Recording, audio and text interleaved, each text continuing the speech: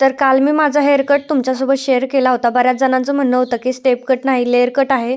काहींना वाटत होतं यू कट आहे. तर कोणता का असेना, पण माझे केस मस्त झालेत असं मला तरी वाटत होतं. बघू शकता केसांना एक वेगळा आणि छान असा लूक आलेला होता. आणि आजच नाही तर मी नेहमीच असंच करते घरच्या घरी, कारण मला स्वतःच करायला आवडतं. आणि एखादी गोष्ट तुम्ही करून बघा. केस कट करताना ना, ज्यावेळेस आपण स्वतः कट करतो त्यावेळेसचा जो आनंद असतो ना, तो काही वेगळाच असतो. त्यानंतर माझं एक पार्सल आलं होतं, ज्याची मी खूप दिवसापासून वाट बघते. जवळ-जवळ 8 ते 10 दिवस झाले. कारण टीव्हीचा रिमोट मोडला होता आणि चालतच नव्हता.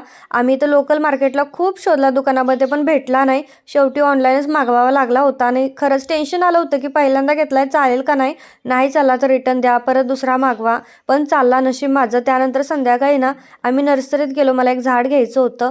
झाड वगैरे घेतलं आणि घरी आलो. घरी आलो तर गिन्नी आलेली होती. मग तिनं आमच्यासाठी सुद्धा मिठाई आणली होती. मस्त खाऊन घेतली. तुम्ही सबस्क्राईब करा. चलो बाय.